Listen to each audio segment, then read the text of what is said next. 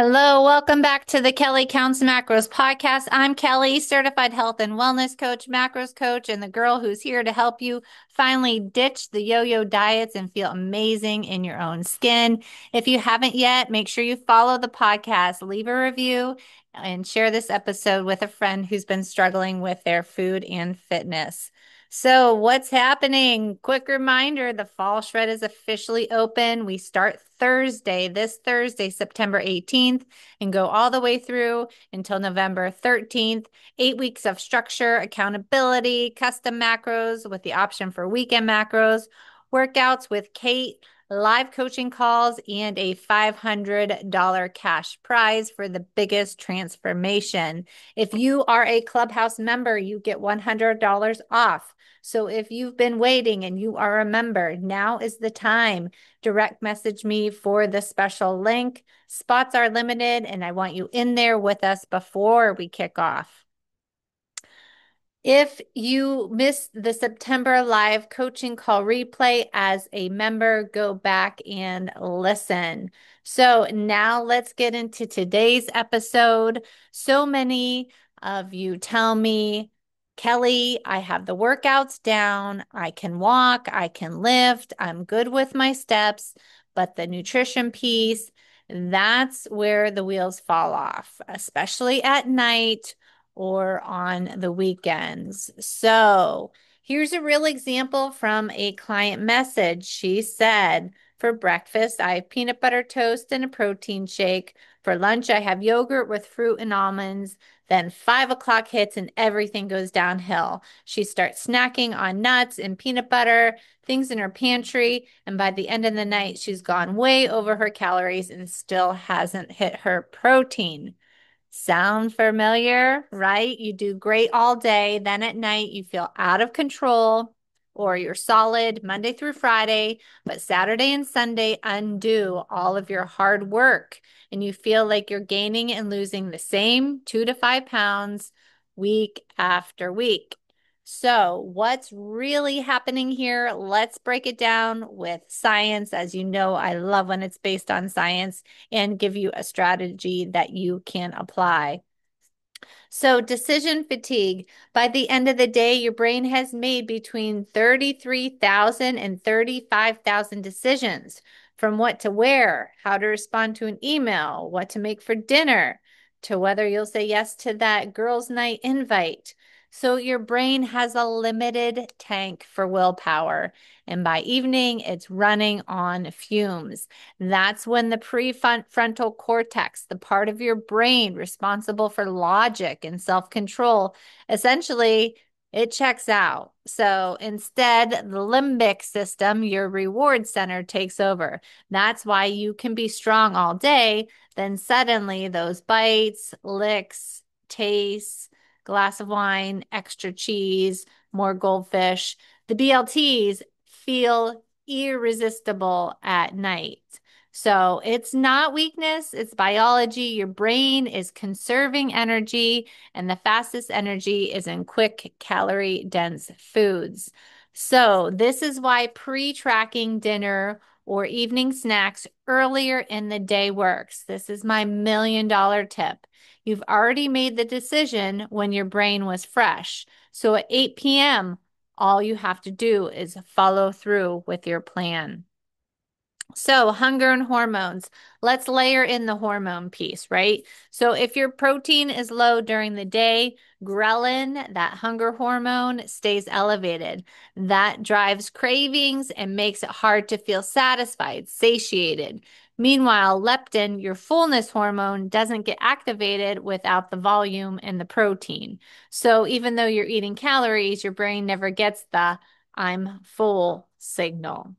So add to that the blood sugar dips from carb-heavy snacks, and your brain gets primed to want quick fixes, easy to grab chips, chocolate chips, pretzels, nuts, a glass of wine. And that dopamine that I talk about, that chemical in your brain, that's the reward chemical. It spikes when you give in, making the craving cycle even stronger. So, my strategy I'm sharing with you today, front load protein.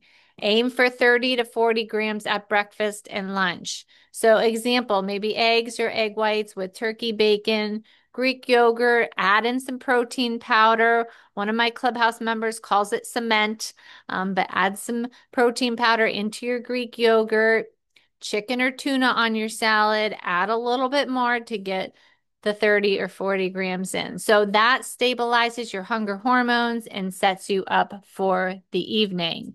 So let's talk about weekends now. Weekend structure, right?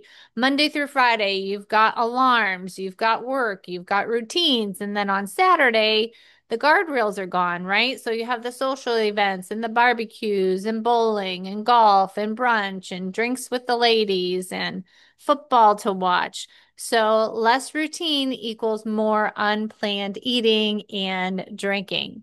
So that's why so many people lose 2 pounds during the week and gain them back on the weekend. It's not that you're bad on the weekend, it's just the lack of structure. So some people have a love-hate relationship with tracking their food, and I get that. I know a lot of you have this relationship with tracking. Some days you're all in, other days it feels like too much work, but here's the truth. You can't manage what you don't track. If you're just guessing or not tracking, your brain will almost always underestimate calories and overestimate protein. That's why you might feel like you're doing everything right, eating all whole foods, eating all nutritious foods, but the results aren't showing up. So tracking isn't about being perfect, it's about awareness. And when you bring awareness to what's really happening, you take back the control. So even on weekends, even at night after the kids go to bed, even if it's messy, tracking definitely shines a light on what's keeping you stuck. A lot of my clients, if they feel like they're going to go over or they don't have a plan or they go over, they stop tracking. And what I encourage you to do is to keep on tracking. So tracking is just the training wheels. I don't track anymore unless I'm in a cut or a shred.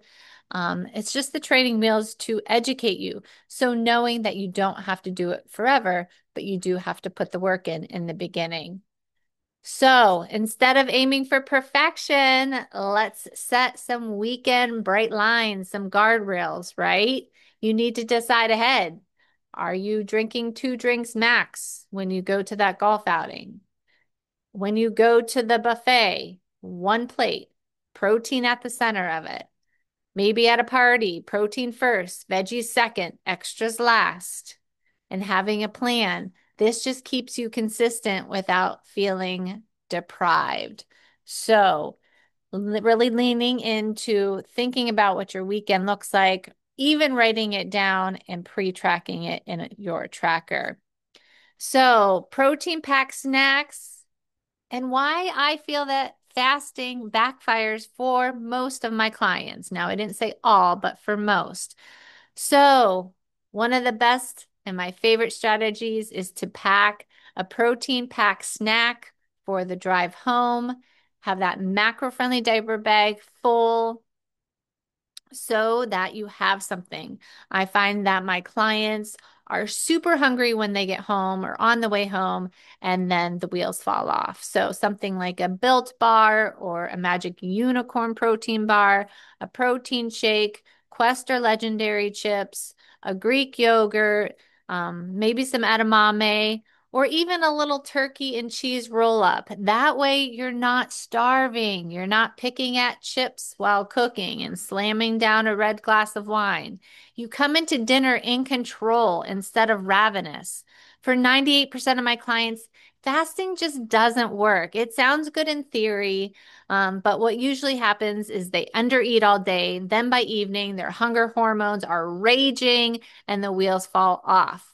Overeating at night, it cancels out the calorie deficit they were trying to create. Some people say, well, I hardly eat anything. And once I look at their food log, I see that they're eating a lot in the evening and over consuming. So a balanced snack prevents that afternoon crash and sets you up to make better choices at dinner. So do you need to pack that protein pack snack in your car? There's new protein chomps. They're not chopsticks. They're called Better Goods, and they're at Walmart, and they are honey flavored and a little bit spicy. They're cheaper, and I've really been enjoying those. So those are always in my car, a tuna packet, and then also either Legendary or Quest chips because none of that will spoil. I keep it in my macro-friendly bag in my car. So another hack is volume eating, right? I talk a lot about volume eating. Your stomach has stretch receptors that signal fullness to your brain. Now, when you work with me during the shred, we talk about eating until enough, not until full, because if you eat until full, it's too full, okay? So this process, when that stomach stretches, is called gastric distension. And here's the key. Those receptors, they don't care if it's 100 calories of lettuce or 600 calories of chips. They respond to the volume. I'm going to repeat that again. They respond to the volume, not just the calories. Okay. So instead of snacking on nuts, fill half your plate with roasted veggies or swap out a small handful of chips for a big Greek yogurt bowl with berries. You'll get fullness without blowing all your calories. The next, let's talk about water, right? In the shred, we use water breaks, 8 ounces before a meal, 8 ounces halfway through.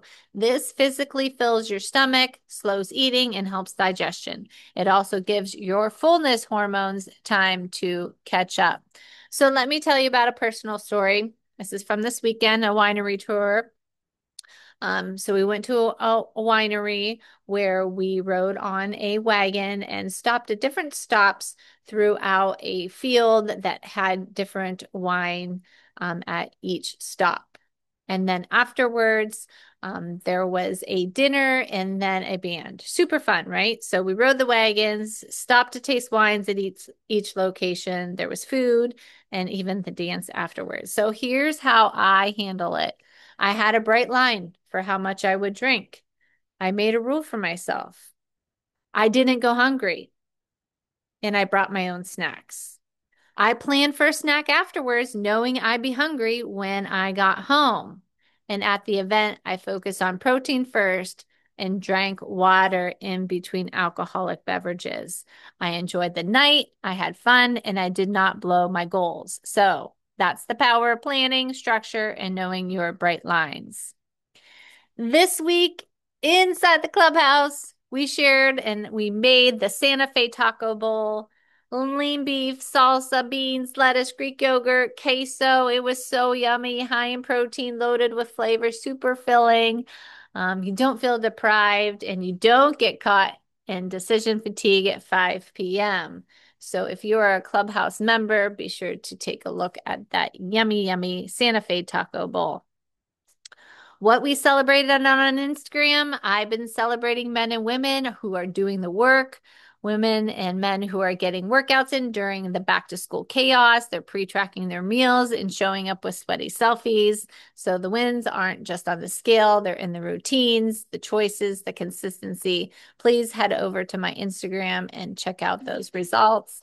I love sharing those stories.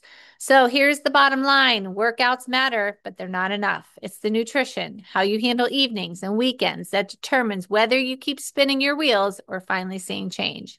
If you're tired of the yo-yo cycle, tired of losing and gaining the same 5 pounds, tired of letting weekends undo your progress, then the shred is for you.